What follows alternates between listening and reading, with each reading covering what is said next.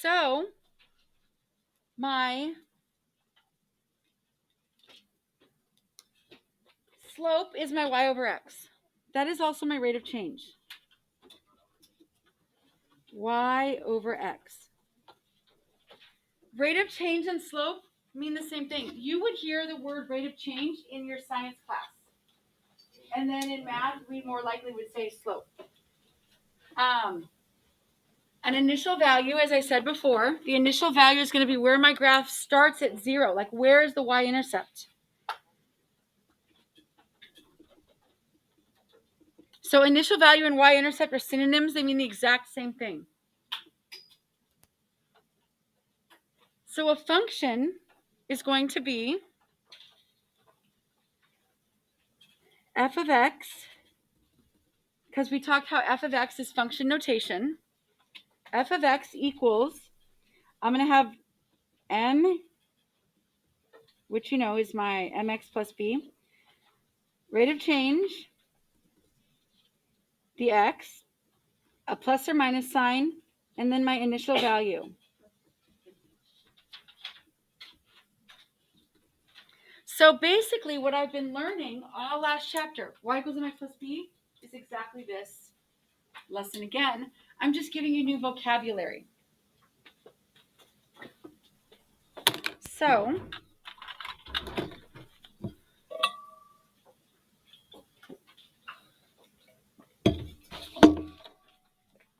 here we go. Rate of change is how my y changes divided by how my x is. Can you please look at your y values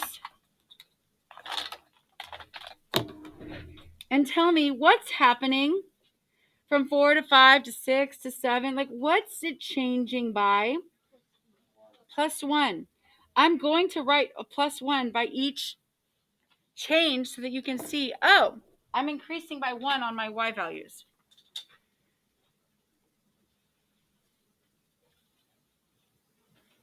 Okay, then my initial value, my x. How's my x changing? Plus 1.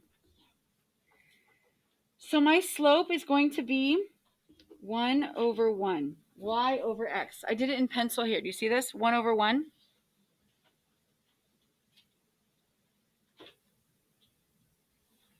Then my initial value. So my x changed by 1. My initial value is going to be my 0 comma something. My y-intercept. Here it is. 0 comma 4. And that is my y-intercept. That's my initial value. So now I'm going to set up my equation. F of x equals mx plus b. F of x equals my rate of change plus my initial value. Rate of change, 1 over 1, which is 1, x, plus my initial value, 4. 1x plus 4. Do I really need to write the 1? I don't really, but okay.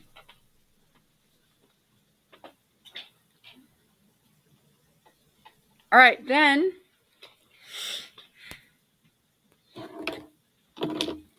let's do number 2. We're not going to do all these, just so you know. Like, I'm not going to, don't work ahead. It would be a waste of your time. So here we go. My rate of change is my y over my x. How is my y changing? 5 and 9. 9 and 13. Good job. Over. How's my x changing? 4 over 2. It's not 1/2. What's 4 over 2, please? 2.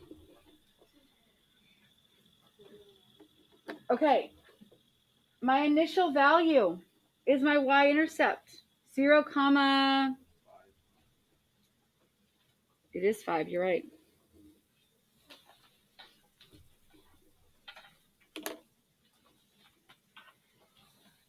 And then my function is putting it all together.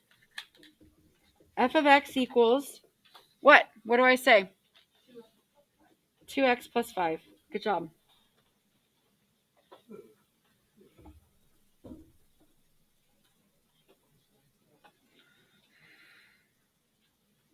Okay.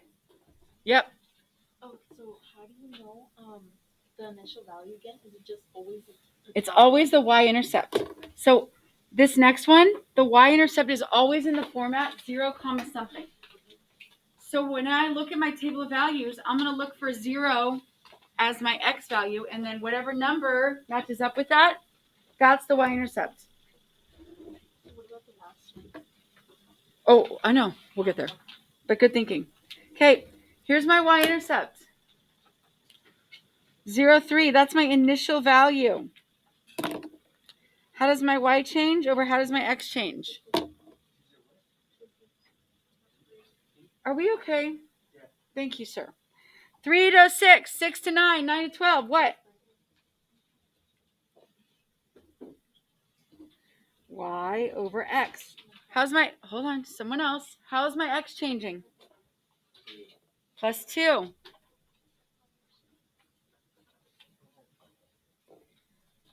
Three over 2.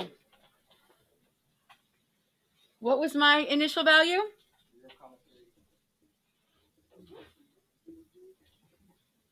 Put it all together. F of x equals what? Huh? 2x plus 3. No. Someone else. 3 over 2 x plus 3. Good.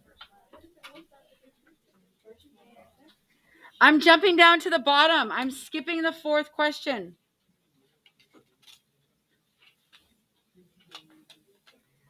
All right. Rate of change. How's my y changing? 7 to 5, 5 to 3, 3 to 1.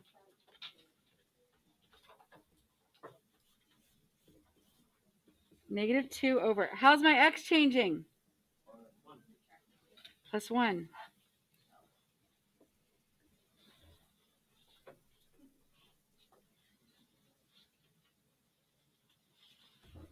Okay. All right. Initial value. It's not listed. I have to finish this table of values. Table of values are patterns. As you can see, 1, 2, 3, 4, 4, 5, 6, 7, 0, 2, 4, 6, 3, 6, 9, 12. It's a pattern. This is a straight line. In Algebra 1, it's going to be a pattern. So I have to figure out what's 0. I know 6 and 5 and 4 and 3. I don't know 2 or 1 or 0. So I'm literally going to extend my table of values. And I'm going to put a 2, a 1, and then a 0.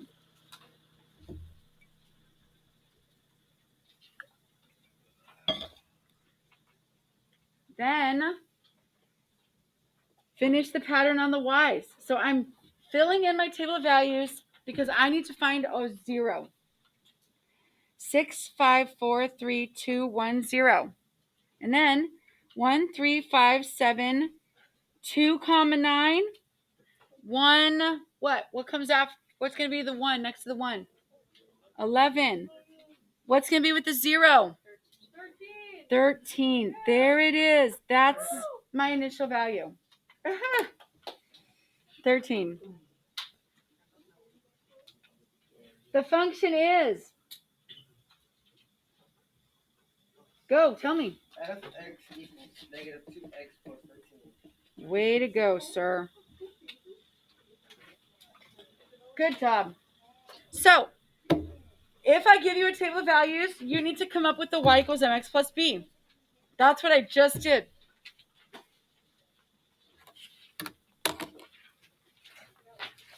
All right. Next, I have a function, and then I told you a number in parentheses, and we have not seen this before. A couple of lessons ago, I gave you like f of x, and I talked about f of x. Well, the number in parentheses, you guys, this 9,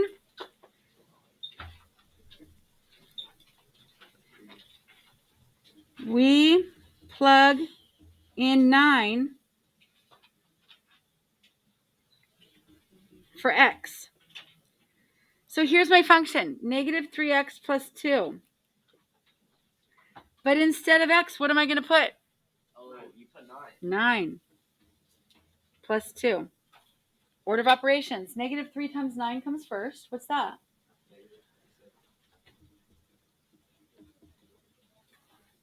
And then I add. Take a break. Help. Good. Smarties. What about Violet? What's negative 27 plus 2? Thank you.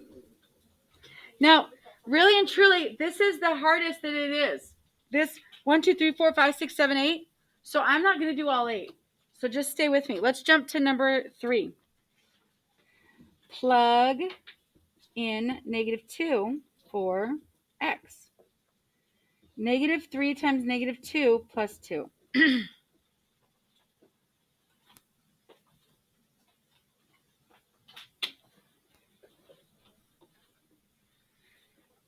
All right.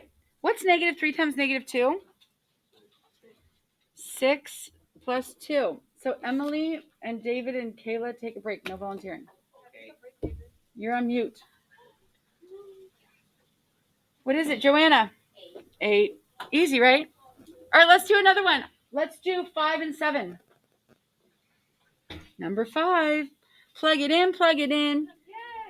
5 times negative 1 minus 6.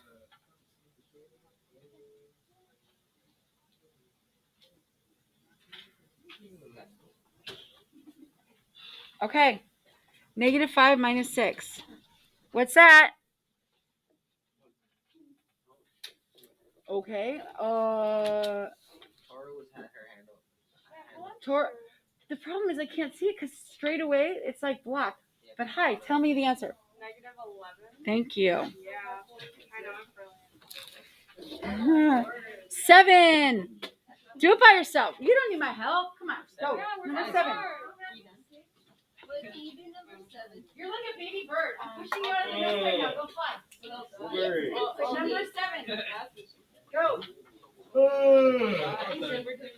Number 6 and 7. 7, All right. No, you're doing number 7 right now for me. Yeah. Hold on. Russell. Stop. Aiden, just don't start talking randomly.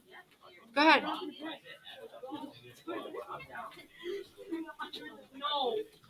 Oh, I'm on this now. I can't talk about it. Hold on. Wait.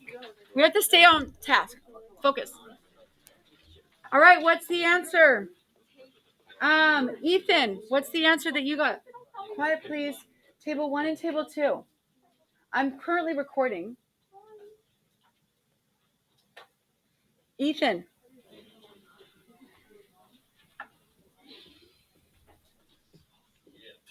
Negative 15 minus 6.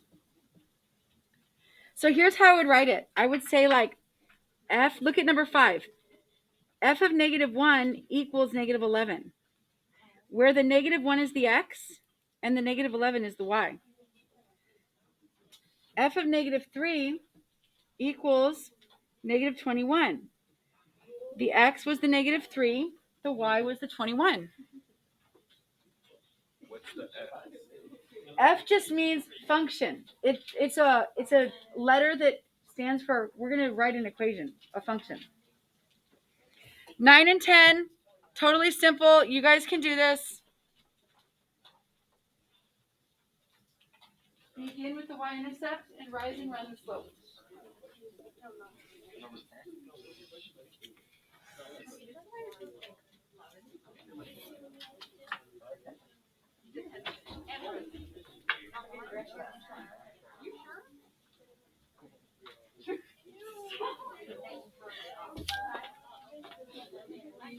I thought we were getting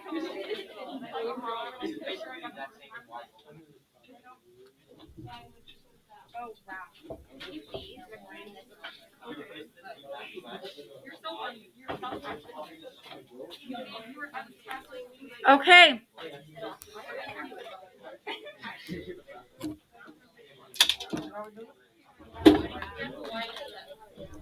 So here we go. I want to talk to you. I know that you know how to do those. I'm not even worried. On the front, I have number 1 and number 2, and this is good review for 3.2. Then on the back side, I need to go over a couple of them with you. Like, I'd like to go over I. So turn to the very end of this lesson and let's talk about I. If I want to know the domain, and I say the domain is along the x-axis, I'm literally getting an item, a ruler, a pencil, my finger, and I'm going to scan from left, and I'm looking, it's like, where does my graph start appearing? Nope, nope, no, no, no. Oh, there. What is this called on my x-axis? It's called 0. Because look, -10, -5, -3, -2, -1, 0. It's a closed circle at 0. What does closed circle mean?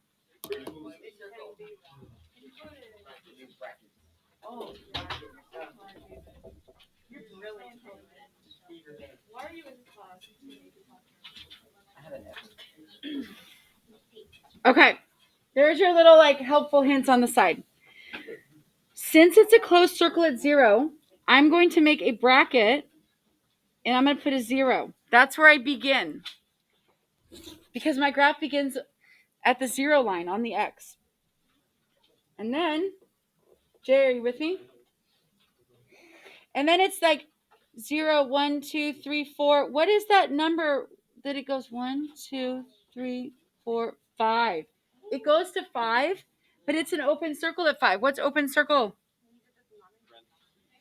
Parentheses. Okay.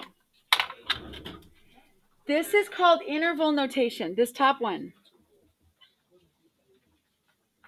The bottom one, another way to represent it, I'm going to tell you right now, is when I write the word between. It's between 0 and 5. Since it's a closed circle, I'm going to put 0 less than or equal to, because it's a closed circle, x, this is the notation for between. And it ends at 5, but it's an open circle at 5. So that's just a less than. So between can be written as an inequality as well. This is called set notation. So let me write that down under it.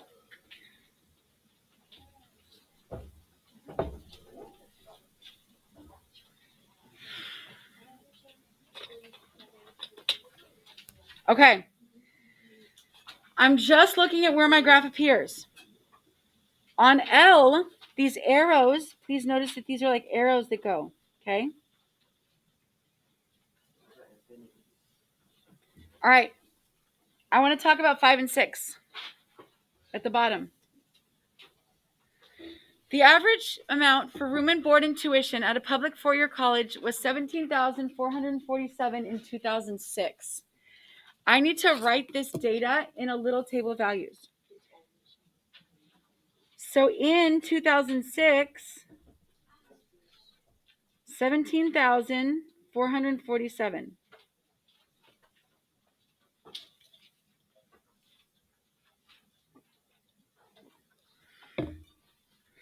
It was 21,189 in 2010.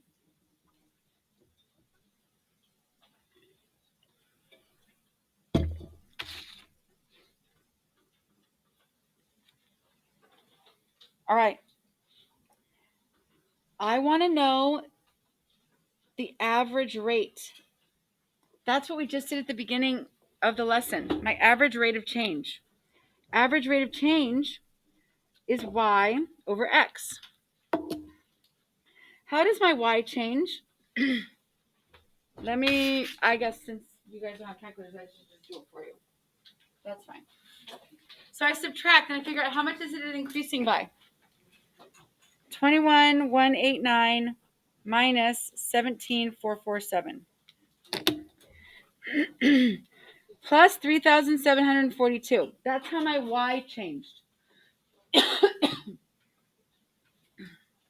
My X changed by 2006 to 2010. How many years is that? 4.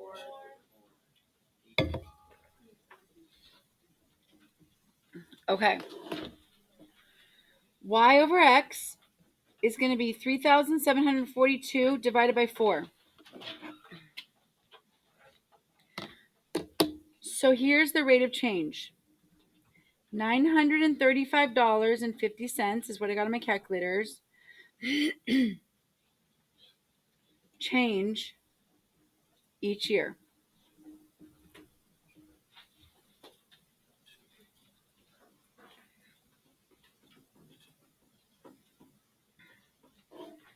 Now, normally there's not like crazy numbers,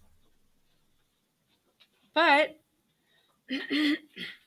when you want to know the rate of change of something, it's a division problem. Number 6, at 2 o'clock, Brandon rented a mountain bike from Slick Rock Cycles. He returned the bike at 5 after cycling 18 miles. Brandon paid $24 for the rental. Let's figure out what they were asking us. Part A. Find Brandon's average speed in miles per hour. Well, if I'm talking about movement and math and algebra, guess what equation it is? Distance equals rate times time. Rate is the same thing as speed, so I'll put a little S there. Rate and speed mean the same thing. How fast? In this math problem, do I know my distance, or do I know my speed, or do I know my time? What do I know? Yeah. You know the distance, which is 18. Okay, hold on. Let's go slower. 18 is my distance, so that's going to be the D. Do I know my rate? Isn't it asking us find his speed? I don't know my rate. Do I know my time? How long was he on the bicycle?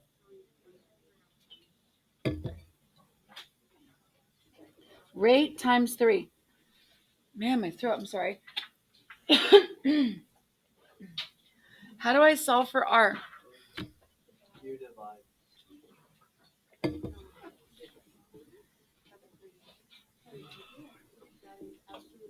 So my speed and my rate, 6 miles per hour. That's super slow on a bike. But he's mountain bike. But he's mountain biking, and it's uphill, downhill, and you don't always get to go downhill. So, okay. Find the rental rate in dollars per hour. This is not distance equals rate times time. This is me saying how much money did he pay for 1 hour? For 3 hours, he paid $24. What's 1 hour? If 3 hours is $24, what's 1 hour? $8. How'd you get that? You divide 24 by 3. 24 by 3 is 8. So 3 hours is $24. 1 hour is $8. Good.